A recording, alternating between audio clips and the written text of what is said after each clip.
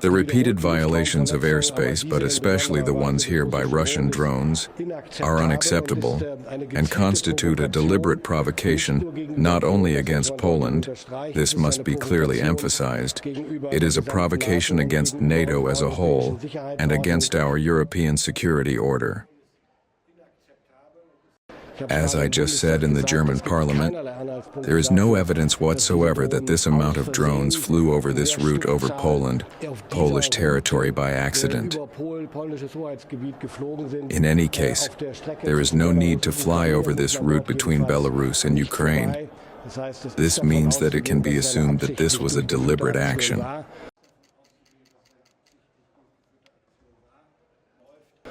And it is all the more certain and clear that we stand firmly alongside our Polish allies. Germany will, of course, continue to make its comprehensive contribution to NATO air defense. We know that this is not something that has only happened there now. It happens every day in the Baltic Sea, above the Baltic Sea, in the airspace, with Russia deliberately testing our solidarity, determination, and response speed with such actions or attacks. It is clear that Russia wants to stir up uncertainty here, but I can assure Moscow that this strategy will not work.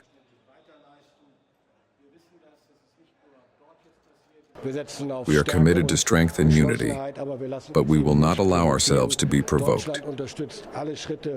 Germany supports all steps that guarantee the security of Poland and thus the security of Europe.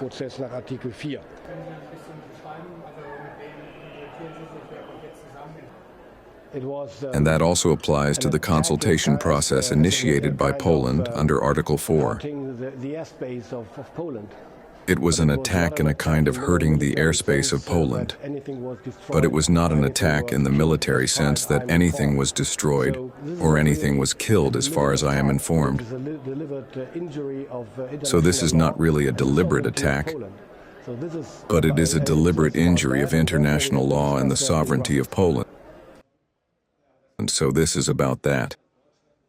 And therefore we have to discuss that in Brussels. Once again, and this time on a significant scale, Russian attack drones entered Polish airspace last night. Russia has recklessly accepted a dangerous escalation. Unfortunately, it is clear that even after 3 years, Moscow is still not prepared to negotiate seriously for peace.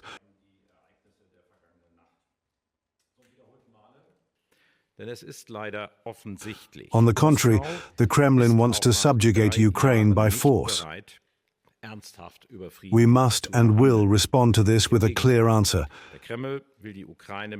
This includes continuing to provide decisive support to Ukraine.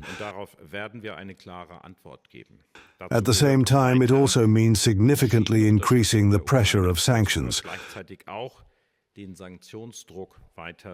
We are in complete agreement on this. That is our aim for the 19th package of sanctions.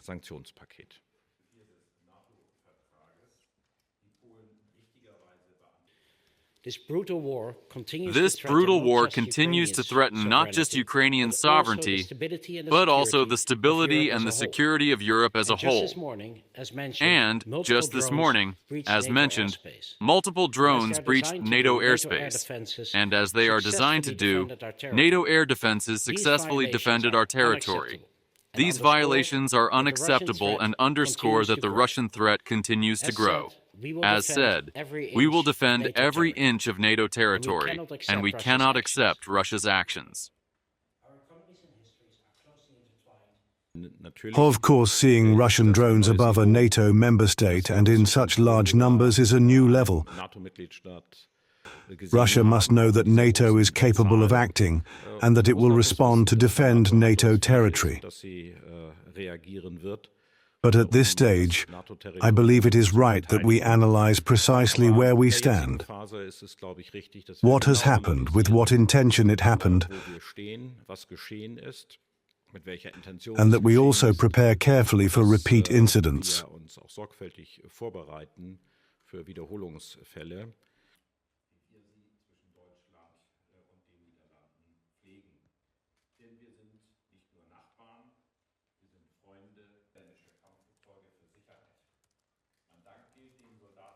We have taken note of the Commission President's speech.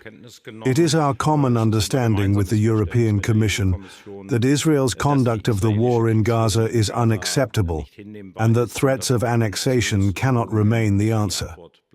In her speech, the Commission President made it clear that she will seek dialogue with the member states on the details of her proposals.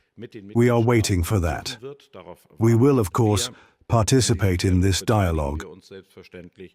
In addition, we are constantly engaged in dialogue on appropriate measures within the framework of the EU foreign ministers.